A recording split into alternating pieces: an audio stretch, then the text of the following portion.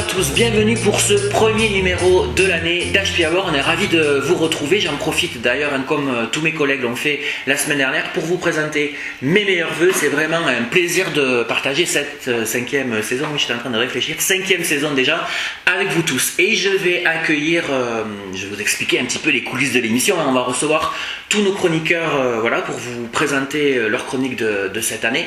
Et je vais commencer par, en même temps, ça reste entre nous, mais les deux plus belles, un petit peu, mes préférées. Il s'agit de Val et Béa qu'on accueille tout de suite sur le plateau et qui vont vous parler de leur chronique. Donc, bonjour mesdemoiselles. Bonjour. Alors, honneur aux plus âgés, je vais commencer.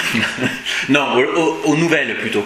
Puisque Val, tu rejoins l'équipe d'HP Hour cette année. Oui, avec grand plaisir. Donc bienvenue, on a envie de dire. Bienvenue, merci. Alors, qu'est-ce que tu vas nous présenter cette année? Quelle est ta chronique?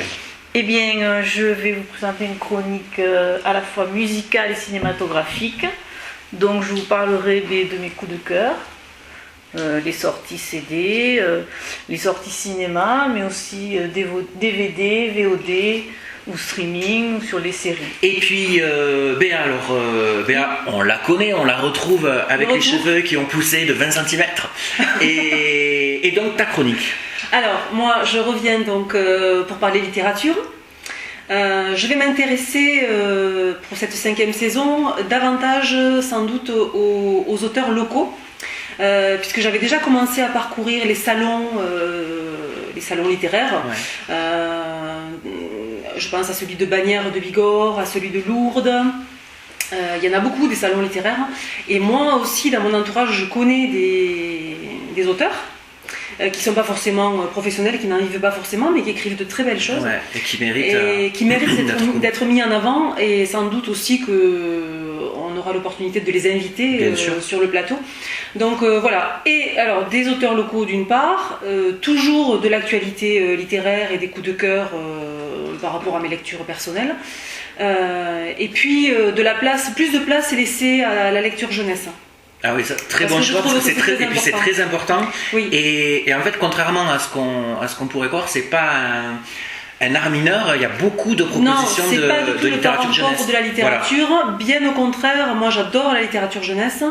J'ai un cobaye à la maison qui a 14 ans, qui dévore plein de choses que je lui mets entre les pattes, et ça vaut le coup vraiment d'en parler. Ouais, et puis c'est une littérature très diversifiée, c'est vraiment très complet. Il y a tous les genres. Donc c'est très intéressant, et j'en profite. Je rebondis sur ce que tu disais. Si vous êtes un écrivain de notre territoire, n'hésitez pas à nous contacter via notre page Facebook. Vous avez l'adresse qui s'inscrit en bas de votre écran, adressée à Béa, et n'hésitez pas à lui envoyer vos ouvrages, et elle parlera, je pense, avec plaisir bien sûr. de ce qu'elle aura lu. Peut-être un petit mot, les filles, puisqu'on se retrouve en ce début d'année, pour accompagner nos internautes de vos vœux. On vous souhaite une excellente année 2019. C'est ça, c'est 2019 déjà. C'est ça. Plein de belles choses. Voilà, des découvertes culturelles. Des concerts. Plein de concerts, de concerts. spectacles, de bons films, de bons livres.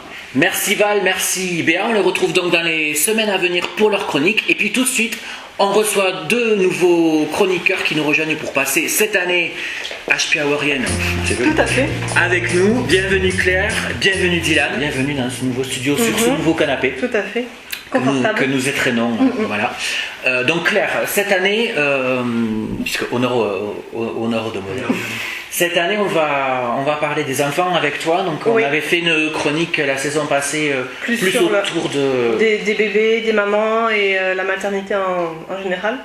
Et donc, ce sera plus autour de l'enfance, de la toute petite enfance, et en grandissant, mais pas l'adolescence. Voilà, c'est plus sur l'enfance. Non, surtout pas les ados. Surtout pas les ados. Et après, ce sera des chroniques sur des thèmes très différents. Il y aura un peu d'activité manuelle parce que c'est quelque chose qui me tient à cœur. Et que vous pouvez qui est bien pour les enfants, exactement, qui est tout à fait épanouissant. Quelle tranche d'âge à peu près tu aborderas avec ces chroniques? Alors ce sera pas forcément les tout petits enfants. Là on commencera peut-être vers 2-3 ans et jusque on va dire fin de primaire, pas tout à fait. Alors tu l'as dit, des activités manuelles, mais je crois aussi on va parler d'éducation. D'éducation, de bienveillance, d'autorité, d'éducation positive, de plein de choses comme ça qui peuvent donner des billes aux parents, je l'espère, pour leurs enfants et pour leur vie de tous les jours qui peut parfois être compliquée à l'heure actuelle. On commencera donc la semaine prochaine avec quelle chronique ? Sur les besoins des enfants. Alors des petits enfants, mais qui peut aussi s'appliquer aux enfants qui grandissent et ça peut être vraiment assez large.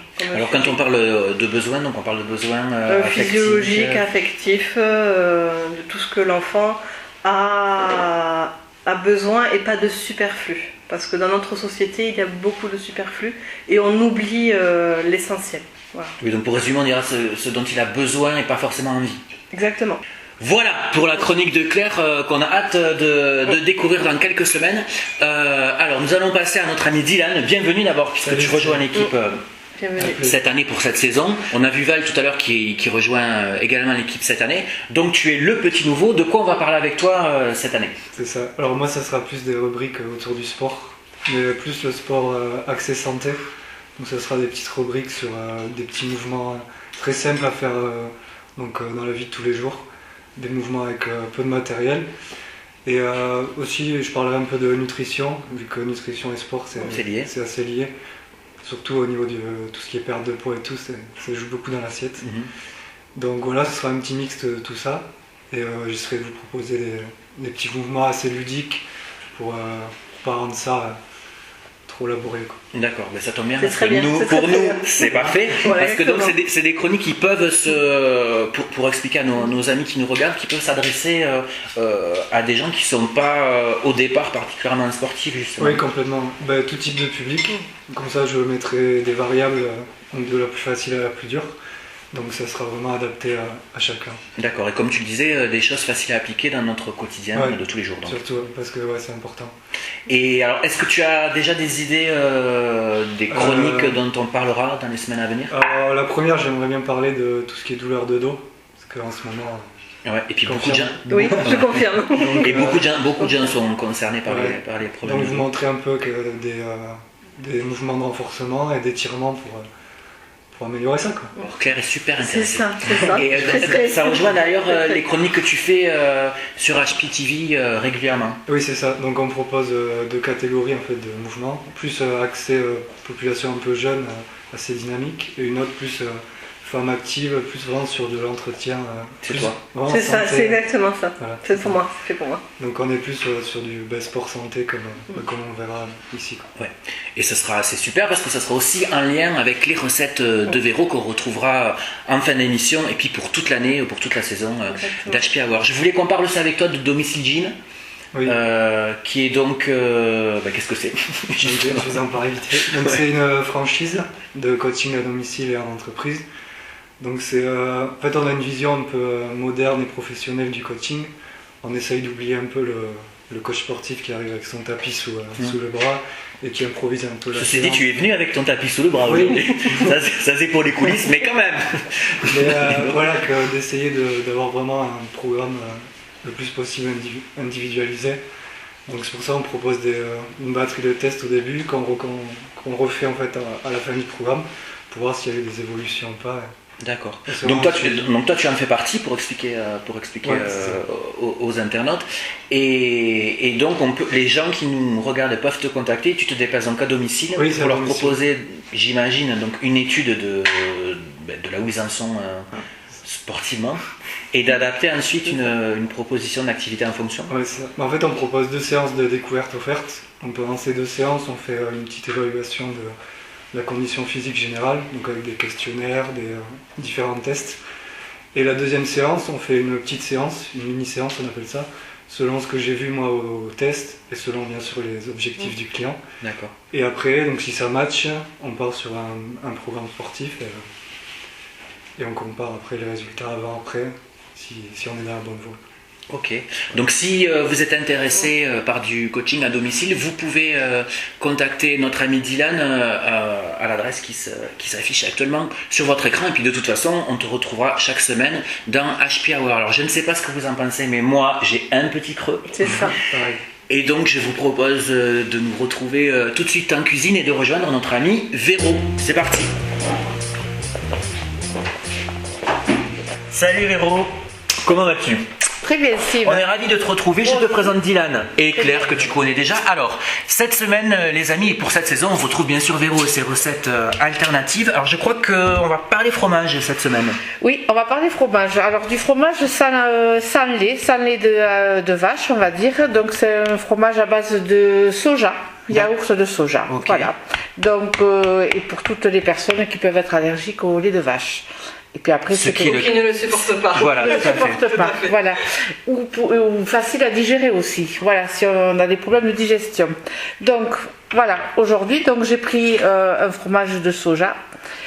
J'ai déjà préparé un petit peu à l'avance. Voilà, que j'ai versé dans une petite passoire avec une étamine. Vous voyez, donc alors, une étamine, c'est ça? Parce que moi, voilà. Alors l'étamine, on va dire que c'est ce genre de choses. C'est comme une petite. C'est une petite gaze, tout simplement. Une compresse. Ouais. Une compresse, voilà. Et moi, une lingette. Donc, Voilà. chacun son truc. Ou une lingette, ou ça peut être un petit torchon très très fin, comme on faisait le cahier de. Ah ouais. À l'époque, comme dans une passoire. Et tu mets un yaourt au soja, un seul ou...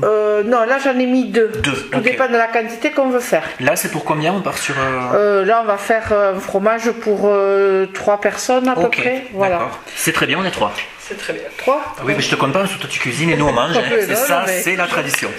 Très bien. Donc, comme vous voyez, alors normalement il faut 5 heures pour le faire égoutter. D'accord. Voilà. Pendant ce temps-là, ce qu'on va faire, c'est toujours des recettes très simples, très rapides, comme ça. On ne se prend pas la tête. Voilà, on prend un petit peu d'ail, voilà, que j'ai nettoyé. On va enlever le petit germe Oui, parce que c'est ça qui rend difficile la digestion. à la c'est ça, hein. digestion. Voilà. L'ail c'est de l'ail bio? C'est de l'ail bio qui vient du Gers. Ok. Alors voilà, c'est bio et local en même temps. Parfait. Voilà. Donc on reste toujours dans ces choses-là.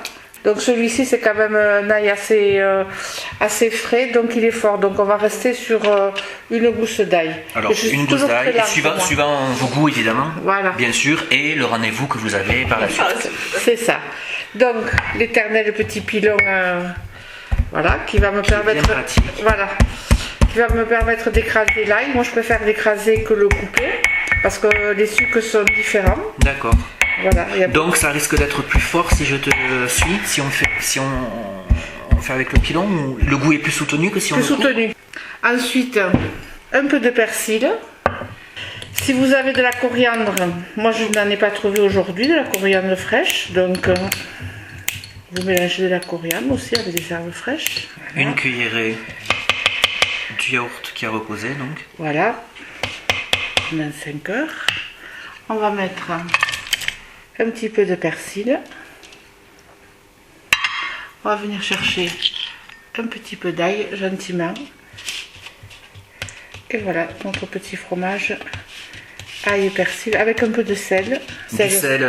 Rose de l'Himalaya. Voilà. Voilà. Voilà. Ah oui, et un petit peu de poivre. Voilà. On mélange bien On et mélange ensuite on bien. peut appliquer. Sur des tartines. Voilà. Et je vous réserve une surprise en même temps pour le mois prochain. Ah Avec oui. ce petit fromage, on fera quelque chose. Oui, de parce que très Véro nous fait des sympathique. chroniques à épisode maintenant. Donc la suite Au mois dans prochain. un mois. La suite dans un mois. Et ça, c'est énorme. Dylan, tu cuisines toi? Ça m'arrive, oui. J'ai pas trop le temps, comme je suis un peu étudiant, mais dès que j'ai l'occasion, j'essaye. Oui, parce que la nourriture, par rapport à ta chronique, dans la pratique physique, ça a une importance. Ouais, c'est important. Et Claire, toi on sait que tu cuisines. Oui, pour ma petite fille, oui. Et puis pour mon chéri aussi. Et tu fais des bons gâteaux. D'ailleurs, C'est un appel pour la semaine prochaine. D'accord.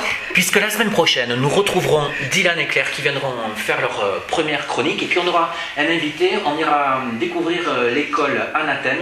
Je vous en dirai plus la semaine prochaine avec sa directrice, Gwenaëlle, qui nous recevra. Merci à tous de nous avoir suivis. On vous laisse parce qu'on a un fromage à déguster. On se retrouve dans 15 jours. Salut!